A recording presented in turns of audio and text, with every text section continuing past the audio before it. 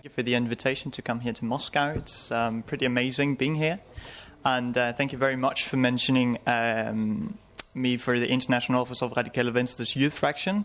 Sometimes when we get to international conferences, they say radical youth, because that's the translation of our name, and that gives, well, kind of another impression of what we actually stand for. I would talk about how youth involves in politics and democracy in Denmark. And one of the essential things is that politics and democracy is something that comes with our education. From public school level, we learn to take our own stand. And I remember from some of the society classes that we had that the lessons were that we had to learn about a topic. And then we would discuss it, and just all the class discussing it, taking a stand if you were in favor or against, like raising the penalties of driving too fast, and all those kind of things, just discussing it and learning to take our stand. And that makes us critical already from public school level and further into our lives. When you then get to high school, you start to you're learning still to be critical, but also being critical about yourself. And many people first there start to participate in youth politics and youth parties and youth political associations, because when you have to do something for the first time, like going into a political party, you will be pretty sure that you take the right decision the first time, like with most other things. And it was also the time when I started to being in Radikale Ungdom at that point. And when you first start to get into youth politics, you discuss with people from the same level as you, people who go to high school, people who go to the university. And no matter if you go to high school, university, or public school, when you sit and discuss, you're equal. And that is a very essential thing when being in youth politics. You can be 25-year-old, you can be 18, you can even be 15. And when you discuss, you are completely equal. And that is an essential thing when being, and especially in Radikale Ungdom, some of us are reading at university, and that sometimes affects the way that we discuss things. And a thing that we are very, very careful about is that we're not making our debates too complicated to follow. Because the essential thing about a democratic debate is that everyone is equal. But if somebody who studies economics starts discussing things that are very theoretical and other people can't participate because of that, well, then it's not a quite democratic debate. You have to simplify things to invite people to being active. And that is a very essential point. When we then talk about youth parties' role in democracy, well, first of all, our agenda is in Radikale Ungdom. We have focused the last year on 3 different topics. A more international-minded Denmark, a more ambitious climate strategy that is in the meantime also realistic in what we can do. And the last thing is to focus on education and trying to make an education system that fits for every individual's need and quality. And in our fight, we, in comparison with our mother party, Radikale Venstre, we can dare to do more. We can dare to dream higher, because if you have to look on our platform, if Radikale Venstre would like to get all their visions through and have to speak out loud about the visions, well, in Denmark you have 178 MPs.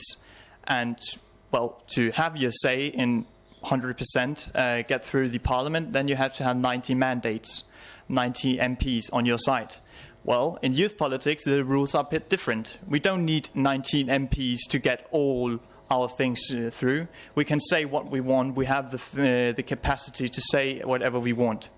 And that makes our platform a bit more idealistic, and not so, we don't have to worry about what people think about what we say. And you can also see that when we make our campaigns and some of the messages that we send out. This January, you have to know this about Radikale Venstre and social liberalism, that we don't like the monarchy too much. So this January, we made a funny campaign. It went a bit viral. I think it went all the way to the United States, actually, that we compared the Queen of Denmark to Kim Jong-un and say that they basically have the same power. None of them can actually be put into court or put in jail. So there you have the comparison. But nevertheless, our relationship with our mother party is actually quite healthy. General, when speaking in Denmark about mother parties and youth parties, the main difference is how much control there is from the mother party to the youth parties.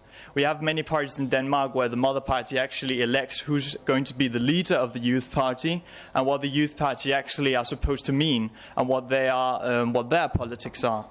But in our case, with Radikale Venstre and Radikale Ungdom, the difference is that, well, we are two separate organizations. Radikale Venstre can't say anything to us, but we can affect them by being in their executive committee meetings and stuff like that. So we have the benefit there.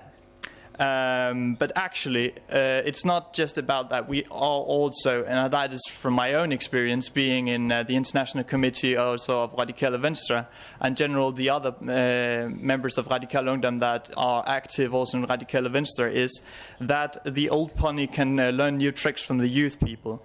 So every time we've been there, the grown-ups, the adults have actually been good to listen to us and try to come up with new tricks, because sometimes when you just sit there and talk and it's only the same old people that sits there and talk, well, you kind of want to get to know a couple of new tricks, and there the youth are, well, a very good input for the older people.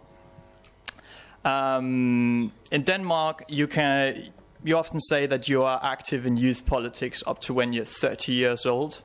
That's also the only age where you can actually get state support for being active in youth politics. After that, you don't get any support at all.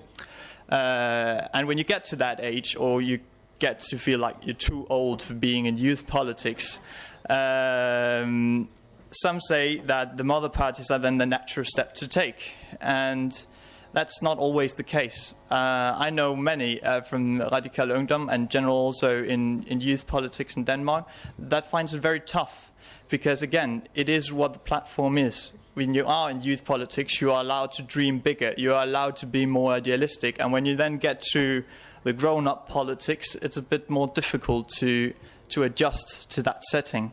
But the important thing is actually to remember that in Denmark, in our constitution, we have the freedom of associations. You can be in different political associations in Denmark. It doesn't have to be a political party. You can make your own political associations about climate change. There are many of those in Denmark. But the important thing is that if you actually start already at educational level to being interested in politics and democracy, and maybe when you get to that public high school level, starting to being active in political associations or youth politics, well, you've got it in you. You have the education with you, and you are, so to speak, a democratic citizen. And that is the best way to actually put it when talking about being democratic or political active in Denmark. That's actually something that comes with our education, and our education educates us to be citizens of society. And if you are that, well, you are a democratic citizen, so to speak.